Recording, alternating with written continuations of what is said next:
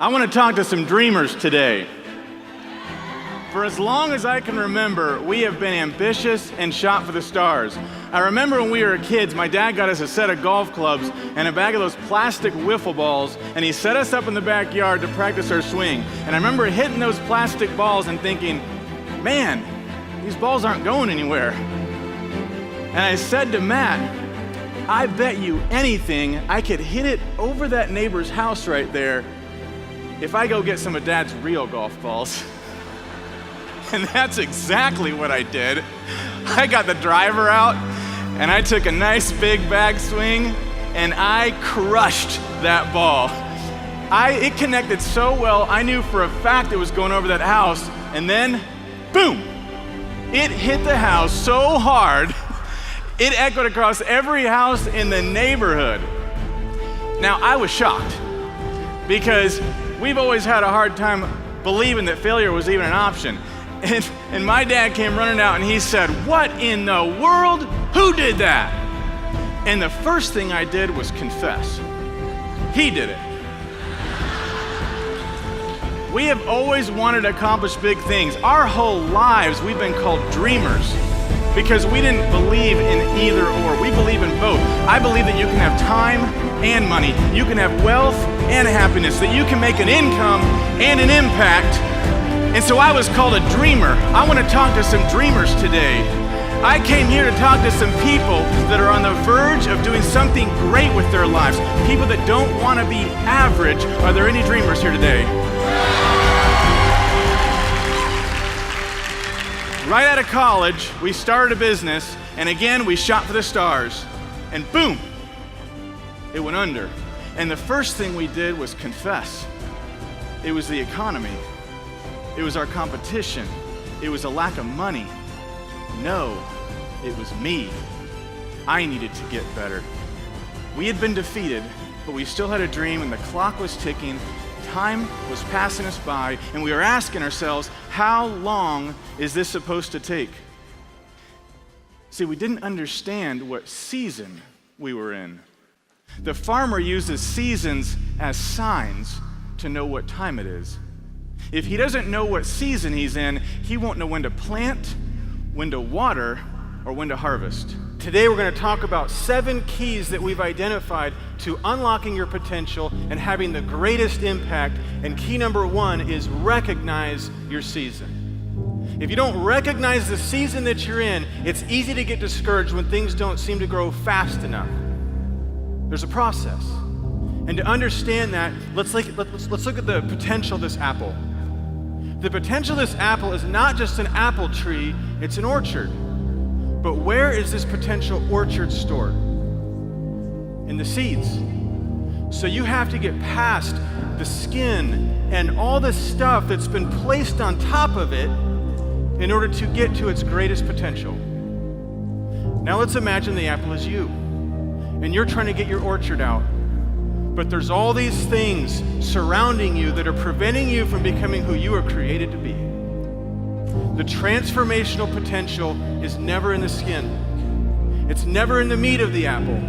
It's only when you get down to the core that you're able to get to the greatest potential. But there's only 2 ways to get to the core. You either have to cut to it or rot to it. I didn't like it at the time, but there was things that had to be cut out of my life. My business was cut out. Friendships were cut out. My ego was cut out. And I thought, why is this happening to me? But I was being cut to my core so that I could be planted in symmetry. Key number 2, you have to be planted. The season of planting is never comfortable. T.D. Jakes says that to be planted is destiny concealed, and to have increase is destiny revealed. So when you plant a seed, it's covered up and its destiny is concealed. And in between destiny concealed and destiny revealed is something that we call watering. So watering is the last step before increase. Without the benefit of watering, that seed will die in the ground, never reaching its potential. And I wanted to ask you this evening, have you ever been watered? Key number 3 You have to be watered. You have to work on yourself every day. Always look for ways of getting better. And we're talking about agriculture. And the word agriculture is an interesting word. It's made up of two parts, agra and cult. Agra means land, and cult, you know what a cult is. A cult is a group of people with some beliefs that aren't normal. So what would it mean? If you took cult and you put agra in front of it, what would that mean? It would mean that the living thing is not normal to the ground that it's in. It wouldn't have happened naturally. It had to be planted, meaning I made it grow. It wouldn't have happened by itself, but because I'm going to make it grow, that's agriculture. You may not have the experience. You may not come from a family that taught you success. It may not feel normal for you to have increase in your life, but you have been planted here and you're going to make it happen, yes or no? Some of you may not see the light at the end of the tunnel just yet, but you have to have the courage to live with the pressure and the criticism. You have to be tough. It's tough trying to keep your kids encouraged when you secretly worry to death yourself. It's tough trying to come up on Christmas and not having money for Christmas gifts. It's tough having to choose between whether you're going to pay the water bill or the light bill. I know, it's tough. But key number 4 is you have to be tough. Don't ever quit when things get tough. People that saw Brad and I go through what we did thought we were done. Buried under debt, buried under stress, buried under regret. But I can't blame them, because if you don't know the difference, it's easy to confuse planting with burial. From the outside, they look the same. Both require digging, both are concealed, but one has a destiny and the other one doesn't. You bury something when it dies and you want to get rid of it, but you plant a seed to go through a transformation and have it come up better than it was when it went down. They saw you in a dark place, but seeds grow in dark places, and now it's time for Destiny Revealed. Is there anybody in here ready for Destiny Revealed?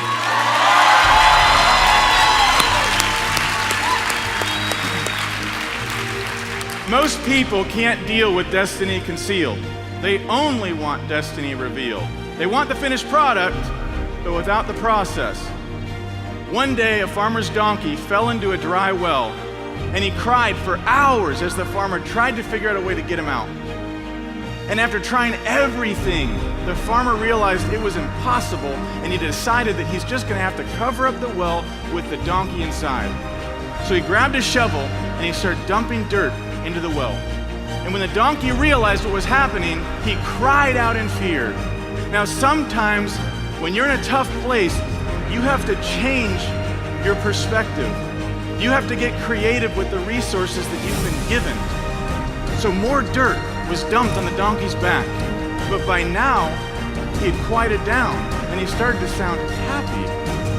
So the farmer looked into the well to see what was happening, and he couldn't believe what he saw. Instead of seeing the donkey buried under all that dirt, he saw that with every load of dirt that hit that donkey's back, he would shake it off and step up. Shake it off and step up. He would shake it off and step up. And eventually he stepped up over the edge of that well and he walked off. The very thing that he thought was burying him alive was in fact what raised him up to where he needed to be. Key number 6, repurpose your problems. Let's talk about burying your potential in the ground. That's an option. There was a college athlete that had the dream of becoming the best NFL football player to ever play the game, and he had the potential to do it. He was the biggest and the fastest running back of high school history. After breaking national records, he became the most famously recruited high school football player of all time. His name was Marcus Dupree. Marcus Dupree played for Oklahoma, full of promise.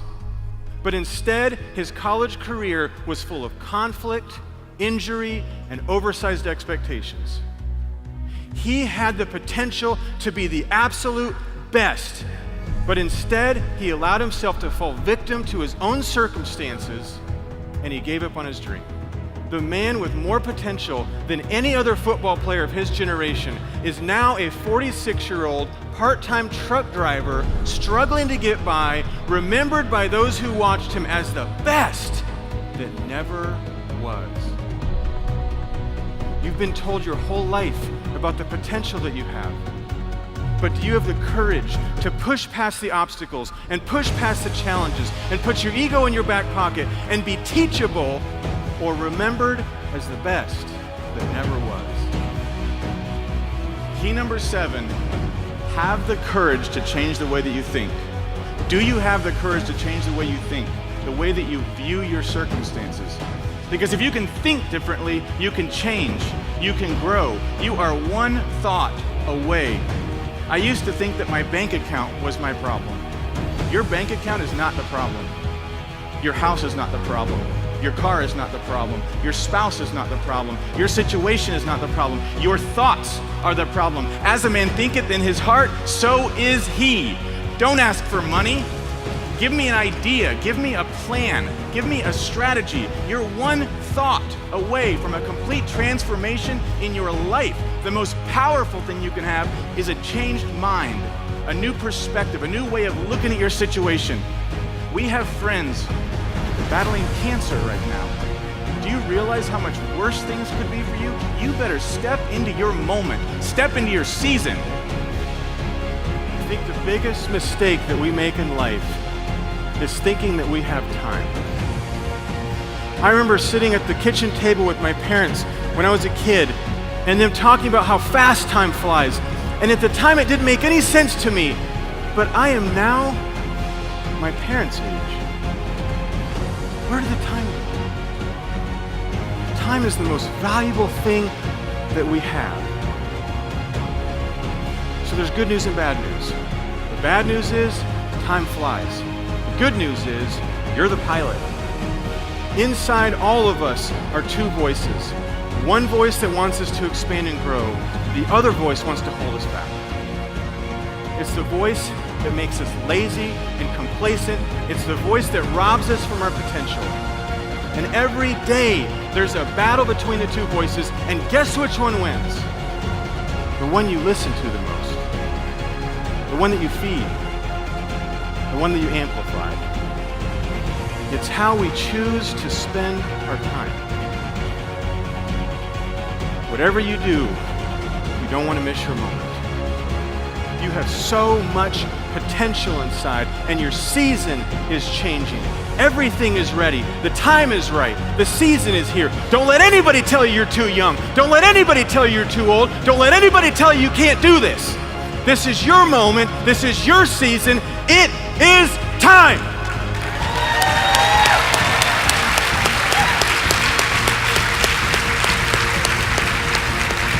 How are you going to spend the time you have left?